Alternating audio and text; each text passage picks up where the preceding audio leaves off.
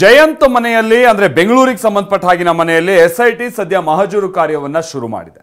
ಕಳೆದ 2 ಗಂಟೆಗಳಿಂದ ನಡೀತಾ ಇರುವಂತ ಮಹಜರಿ ಪೀಣ್ಯ ಬಳಿ ಇರುವಂತ ಜಯಂತ್ ಅವರ ನಿವಾಸ ನೋಡಿರಬಹುದು. ಬೆಳತಂಗಡಿ ಠಾಣೆಯ ಬಳಿ ಆಗಾಗ ಇದಕ್ಕೆ ಸಂಬಂಧಪಟ್ಟ ಹಾಗೆ ಕೆಲ ಆರೋಪಗಳನ್ನ ಮಾಡೋದು, ಪೊಲೀಸರಿಗೆ ಮಾಹಿತಿಯನ್ನ ಕೊಡೋದು, ಹಿಂದೆಯಿಂದನೂ ಕೂಡ ಧರ್ಮಸ್ಥಳದ ವಿಚಾರವಾಗಿ ಕೆಲ ಪ್ರತಿಭಟನೆ ಹೋರಾಟ ಮಾಡ್ಕೊಂಡ್ ಬಂದಂತವರಲ್ಲಿ ಜಯಂತ್ ಕೂಡ ಒಬ್ಬರು.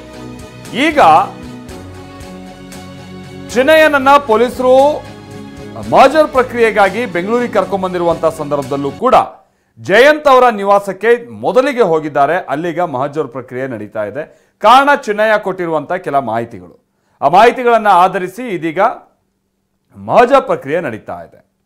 ಸೊ ಸಿಕ್ಕಿರುವಂತ ಮಾಹಿತಿ ಪ್ರಕಾರವಾಗಿ ಇವನೇನು ಬುರುಡೆ ತಂದಲ್ಲ, ಬುರುಡೆಯನ್ನ ಈತ ಚೆನ್ನೈಯಿಂದ ಅಥವಾ ಸೇಲಂನಿಂದ ಬೆಂಗಳೂರಿಗೆ ತಂದಂತ ಸಂದರ್ಭದಲ್ಲಿ ಈತ ಜಯಂತ್ ಅವರನ್ನ ಭೇಟಿಯಾಗಿದ್ದ, ಬಹುಶಃ ಅವ್ರ ನಿವಾಸಕ್ಕೂ ಹೋಗಿದ್ದ ಅಂತ ಕಾಣಿಸುತ್ತೆ. ಈ ಕಾರಣಕ್ಕಾಗಿಯೇ ಆತ ಕೊಟ್ಟಿರುವಂತ ಮಾಹಿತಿಯನ್ನು ಆಧರಿಸಿ ಮಹಜರು ಪ್ರಕ್ರಿಯೆ ಶುರುವಾಗಿದೆ. ಕೇವಲ ಜಯಂತ್ ಅವರ ನಿವಾಸ ಮಾತ್ರ ಅಲ್ಲ, ಇನ್ನೂ ಈ ಪ್ರಕರಣಕ್ಕೆ ಸಂಬಂಧಪಟ್ಟ ಹಾಗಿನ ಕೆಲ ಹೋರಾಟಗಾರರು ಅಂತ ನಾವು ಮೊದಲಿಂದಲೂ ಕೂಡ ಗಮನಿಸಿದ್ವಿ. ಅಂತ ಕೆಲವರ ಮನೆಯಲ್ಲಿ ಈ ಚಿನ್ನಯ್ಯನನ್ನ ಕರ್ಕೊಂಡೋಗಿ ಇವತ್ತು ಮಹಜರ್ ಪ್ರಕ್ರಿಯೆ ನಡೆಸಬಹುದಾ ಅಂತ ಚಾನ್ಸಸ್ ಇದೆ.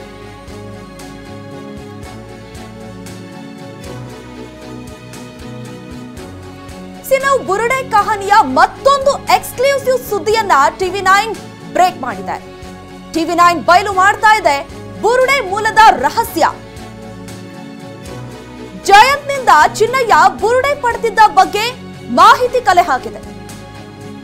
ಮೊದಲು ಬೆಂಗಳೂರಿನ ಮನೆಯಲ್ಲಿ ಜಯಂತ್ನ ಭೇಟಿಯಾಗಿದ್ದ, ಪೀಣ್ಯದ ಮಿನಿ ಕಾಲೋನಿಯ ಜಯಂತ್ ಮನೆಯಲ್ಲಿ ಭೇಟಿ ಮಾಡಿದ್ದ. ಅದೇ ಬಾಡಿಗೆ ಮನೆಯಲ್ಲಿ ಎಸ್ಐಟಿಯಿಂದ ಮಹಜರ್ ನಡೀತಾ ಇದೆ. ಈ ಬುರುಡೆ ಕಹಾನಿಯ ಮತ್ತೊಂದು ಎಕ್ಸ್ಕ್ಲೂಸಿವ್ ಸುದ್ದಿಯನ್ನ TV9 ಬ್ರೇಕ್ ಮಾಡಿದೆ. ಸೊ ಶಿವಪ್ರಸಾದ್ ನಮ್ಮ ಪ್ರತಿನಿಧಿ ಇದಕ್ಕೆ ಸಂಬಂಧಪಟ್ಟ ಹಾಗೆ ಮತ್ತಷ್ಟು ಡೀಟೇಲ್ಸ್ ಅನ್ನ ಕೊಡ್ತಾರೆ. ನಮ್ಮ ಜೊತೆಗೆ ನೇರ ಸಂಪರ್ಕದಲ್ಲಿ ಜಾಯಿನ್ ಆಗ್ತಾ ಇದ್ದಾರೆ. ಶಿವು, ಅಲ್ಲಿಗೆ ಈತ ಸೇಲಂನಿಂದ ಬುರುಡೆ ತಂದಿದ್ದ ಅಂತಾನೂ ಕೂಡ ಹೇಳಲಾಗ್ತಾ ಇತ್ತು. ಹಾಗಾದ್ರೆ ಈ ಬುರುಡೆ ಕಹಾನಿ ಹಿಂದಿರುವಂತ ಮಾಸ್ಟರ್ ಮೈಂಡ್ ಜಯಂತ್ ಅಂತ ಪೊಲೀಸರಿಗಿರುವಂತ ಅನುಮಾನನ ಅಥವಾ ಈ ಚಿನ್ನಯ್ಯ ಕೊಟ್ಟಿರುವಂತ ಡೀಟೇಲ್ ಪ್ರಕಾರವಾಗಿ ಶಿವು? ಮಲ್ತೇಶ್, ಈಗಾಗಲೇ ಬುರುಡೆ ರಹಸ್ಯವನ್ನು ವೆಚ್ಚಲು ಎಸ್ಐಟಿ ಅಧಿಕಾರಿಗಳು ಮುಂದಾಗಿರತಕ್ಕಂಥದ್ದು. ತನಿಖೆಯ ಭಾಗವಾಗಿ ಇಂದು ಪೀಣ್ಯದ ಮಲ್ಲಸಂದ್ರದಲ್ಲಿ ಸತತ 1.5 ಗಂಟೆಗಳಿಂದಲೂ ಕೂಡ ನಿರಂತರವಾಗಿ ಮಹಜರು ಪ್ರಕ್ರಿಯೆ ನಡೆಸಿರ್ತಕ್ಕಂಥದ್ದು. ನನ್ನ ಹಿಂಭಾಗದಲ್ಲಿ ನೀವು ಈಗಾಗಲೇ ಗಮನಿಸ್ತಾ ಇದ್ದೀರಾ, ಪೀಣ್ಯದಲ್ಲಿ ಇರ್ತಕ್ಕಂಥ ಮಲ್ಲಸಂದ್ರದಲ್ಲಿ ಜಯಂತ್ ನಿವಾಸ ಏನಿದೆ, ಜಯಂತ್ ನಿವಾಸದಲ್ಲಿ ಆತ ಕೆಲವು ದಿನಗಳ ಕಾಲ ಚಿನ್ನಯ್ಯ ಇದ್ದ ಅಂತ ಹೇಳಿ ಮಾಹಿತಿ ಲಭ್ಯ ಆಗಿರ್ತಕ್ಕಂಥದ್ದು. ಈ ಹಿನ್ನೆಲೆಯಲ್ಲಿ ಕಳೆದ 1.5 ಗಂಟೆಗಳ ಹಿಂದೆ ಈಗಾಗಲೇ ಚಿನ್ನಯ್ಯನನ್ನ ಕರೆತಂದಿರ್ತಕ್ಕಂಥ ಎಸ್ಐಟಿ ಅಧಿಕಾರಿಗಳು, SP ಸೈಮನ್ ನೇತೃತ್ವದ ತಂಡ ಮಹಜರು ಪ್ರಕ್ರಿಯೆಯಲ್ಲಿ ತೊಡಗಿರ್ತಕ್ಕಂಥದ್ದು. ಈ ಬಿಲ್ಡಿಂಗ್ ಅನ್ನ ಗಮನಿಸಬಹುದಾಗಿದೆ. 4 ಮನೆಗಳುಳ್ಳಂತಹ ಈ ಒಂದು ಬಿಲ್ಡಿಂಗ್ ನಲ್ಲಿ ಬಾಡಿಗೆ ಮನೆಗಳೆಲ್ಲವೂ ಅಂತ ಹೇಳಿ ಮಾಹಿತಿ ಲಭ್ಯ ಆಗಿದೆ. ಜಯಂತ್ಗೆ ಸಂಬಂಧಪಟ್ಟಂತೆ ಈ ಮನೆ ಬಾಡಿಗೆಗೆ ಪಡ್ಕೊಂಡಿದ್ರು ಅಂತ ಹೇಳಲಾಗ್ತದೆ. ಇಲ್ಲಿ ಇರ್ತಕ್ಕಂಥ ಸ್ಥಳೀಯರನ್ನ ಮಾತನಾಡಿದಂತಹ ಪ್ರಯತ್ನದಲ್ಲೂ ಕೂಡ ಯಾರಿಗೂ ಕೂಡ ಬಾಡಿಗೆ ಮನೆಯಲ್ಲಿ ಯಾರು ವಾಸವಿದ್ರು ಅಂತ ಹೇಳಿ ಮಾಹಿತಿ ಲಭ್ಯ ಆಗ್ತಿಲ್ಲ. ಈ ಹಿನ್ನೆಲೆಯಲ್ಲಿ ಈಗಾಗಲೇ ಎಸ್ಐಟಿ ಅಧಿಕಾರಿಗಳು ಮನೆಯಲ್ಲಿ ಯಾವೆಲ್ಲ ಸದಸ್ಯರಿದ್ರು, ಈ ಒಂದು ಮನೆಯಲ್ಲಿ ಚಿನ್ನಯ್ಯನಿಗೆ ಸಂಬಂಧಪಟ್ಟಂತೆ ಯಾವುದಾದ್ರು ಎವಿಡೆನ್ಸ್ಗಳು ಕಲೆಕ್ಟ್ ಮಾಡುವಂತ ನಿಟ್ಟಿನಲ್ಲಿ ಮಹಜರು ಪ್ರಕ್ರಿಯೆಯನ್ನು ನಡೆಸಿರ್ತಕ್ಕಂಥದ್ದು. ಖುದ್ದು ಚಿನ್ನಯ್ಯನನ್ನ SP ಸೈಮನ್ ನೇತೃತ್ವದ ತಂಡ ಇಲ್ಲಿ ವಿಚಾರಣೆಗೆ ಒಳಪಡಿಸಿದ್ದಾರೆ. ಆತನಿಂದ ಒಂದಷ್ಟು ಮಾಹಿತಿಗಳನ್ನು ಕೂಡ ಕಲೆ ಹಾಕುವಲ್ಲಿ ನಿರತರಾಗಿರ್ತಕ್ಕಂಥದ್ದು. ಎಸ್ಐಟಿ ಅಧಿಕಾರಿಗಳಿಗೆ ಸೋಕೋ ಟೀಮ್ ಕೂಡ ಈಗಾಗಲೇ ಸಹಕಾರಿಯಾಗಿರ್ತಕ್ಕಂಥದ್ದು. ಸೋಕೋ ಟೀಮ್ ಕೂಡ ಜೊತೆಗೆ ಅಲ್ಲಿರ್ತಕ್ಕಂಥ ಎವಿಡೆನ್ಸ್ ಗಳನ್ನ ಕಲೆಕ್ಟ್ ಮಾಡುವಂತ ನಿಟ್ಟಿನಲ್ಲಿ ಕಾರ್ಯಾಚರಣೆಯನ್ನು ಮುಂದುವರಿಸಿದ್ದಾರೆ. TV9 ದೃಶ್ಯಾವಳಿಗಳಲ್ಲಿ ಗಮನಿಸಬಹುದಾಗಿದೆ. ಆ ಫೋಟೋ ಫಿಲ್ಮ್ ಏನಿತ್ತು, ಆ ಫೋಟೋ ಫಿಲ್ಮ್ ನ ರೀಲ್ಸ್ ಏನಿತ್ತು, ಅದನ್ನ ಸೂಕ್ಷ್ಮವಾಗಿ ಪರಿಶೀಲನೆ ಮಾಡಿಸಿರ್ತಕ್ಕಂಥದ್ದು.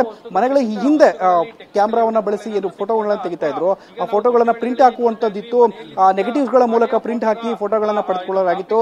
ಈ ರೀತಿಯ ಒಂದು ಫಿಲ್ಮ್ ಪೊಲೀಸರಿಗೆ ಪತ್ತೆ ಆಗಿರ್ತಕ್ಕಂಥದ್ದು. ಎಸ್ಐಟಿ ಅಧಿಕಾರಿಗಳಂದ್ರೆ ಇಡೀ ಮನೆಯನ್ನ ಸರ್ಚ್ ಅನ್ನ ಮಾಡ್ತಿದ್ದಾರೆ. ಸರ್ಚ್ ವಾರೆಂಟ್ ಅನ್ನ ಪಡೆದು ಮನೆಯಲ್ಲಿ ತಲಾಶನ್ನು ಕೂಡ ನಡೆಸಿದ್ದಾರೆ. ಚಿನ್ನಯ್ಯನಿಗೆ ಸಂಬಂಧಪಟ್ಟಂತೆ ಯಾವ್ದಾದ್ರು ಕೂಡ ವಸ್ತುಗಳು ಸಿಗಬಹುದಾ ಅನ್ನೋ ನಿಟ್ಟಿನಲ್ಲಿ ಈಗಾಗಲೇ ಕಾರ್ಯಾಚರಣೆಯನ್ನು ಮುಂದುವರಿಸಿರುವುದು. ಖುದ್ದು SP ಸೈಮನ್ ನೇತೃತ್ವದ ತಂಡ, ಎಸ್ಐಟಿ ತಂಡ ಈಗ ಕಾರ್ಯಾಚರಣೆಯನ್ನು ನಡೆಸಿದೆ.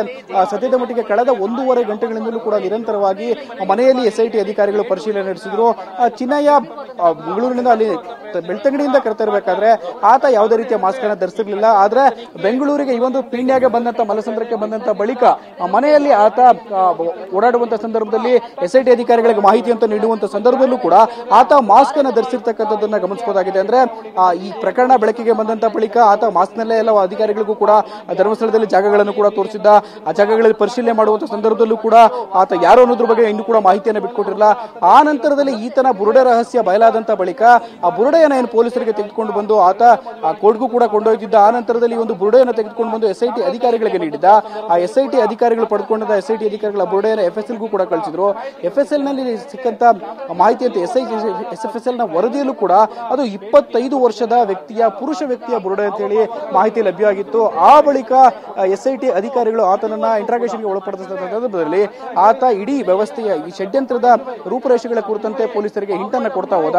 ಈ ತನಿಖೆಯ ಭಾಗವಾಗಿ ಚಿನ್ನಯ್ಯ ಹೇಳಿರ್ತಕ್ಕಂಥ ನಿಟ್ಟಿನಲ್ಲಿ ಆತನ ಹೇಳಿಕೆಗೆ ಸಂಬಂಧಪಟ್ಟಂತೆ ಒಂದು ಮನೆಯಲ್ಲಿ ಈಗಾಗಲೇ ತಲಾಶನ ನಡೆಸಿರ್ತಕ್ಕಂಥದ್ದು. ಪ್ರಮುಖವಾಗಿ ಚಿನ್ನಯ್ಯ ಜಯಂತ್ನೊಟ್ಟಿಗೆ ಒಂದು ಮನೆಯಲ್ಲಿ ವಾಸವಿದ್ದ ಅಂತ ಹೇಳಿ ಮಾಹಿತಿ ಲಭ್ಯ ಆಗ್ತಿದೆ. ಎಷ್ಟು ದಿನಗಳ ಕಾಲ ಆತ ವಾಸವಿದ್ದಕ್ಕೆ ಸಂಬಂಧಪಟ್ಟಂತೆ ಏನಾದ್ರೂ ಎವಿಡೆನ್ಸ್ಗಳು ಸಿಗ್ತಾವ ಅಂತ ಹೇಳಿ ಈಗಾಗಲೇ SIT ಅಧಿಕಾರಿಗಳು ತಲಾಶನ ನಡೆಸಿರ್ತಕ್ಕಂಥದ್ದು. 4 ಮನೆಗಳೇನಿದೆ, 4 ಮನೆಗಳ ಮೇಲ್ಭಾಗದಲ್ಲೂ ಕೂಡ ಒಂದು ರೂಮ್ ಇದೆ. ಉಳಿದಂತೆ 4 ಮನೆಗಳಲ್ಲಿ ಇರ್ತಕ್ಕಂಥ ಲೆಫ್ಟ್ ಸೈಡ್ ಕಾರ್ನರ್ ಅಲ್ಲಿ ಈ ಮನೆ ಏನಿದೆ, ಕೆಳಭಾಗದಲ್ಲಿ ಇರ್ತಕ್ಕಂಥ ನೆಲಮಹಡಿಯಲ್ಲಿ ಇರ್ತಕ್ಕಂಥ ಮನೆ, ಆ ಮನೆಯಲ್ಲಿ ವಾಸವಾಗಿದ್ರು ನೀವು ಗಮನಿಸಬಹುದಾಗಿದೆ. ಈಗಾಗಲೇ ಒಂದು ವಿದ್ಯಾರ್ಥಿನಿ ಕೂಡ ಮನೆಯ ಒಳಭಾಗವನ್ನು ಪ್ರವೇಶವನ್ನು ಮಾಡ್ತಿರ್ತಕ್ಕಂಥದ್ದು. ಮನೆಯಲ್ಲಿ ಒಂದು ಕುಟುಂಬ ಇತ್ತು ಅನ್ನೋದಕ್ಕೆ ಒಂದಷ್ಟು ಕುರುಹುಗಳು ಲಭ್ಯ ಆಗ್ತಿರ್ತಕ್ಕಂಥದ್ದು.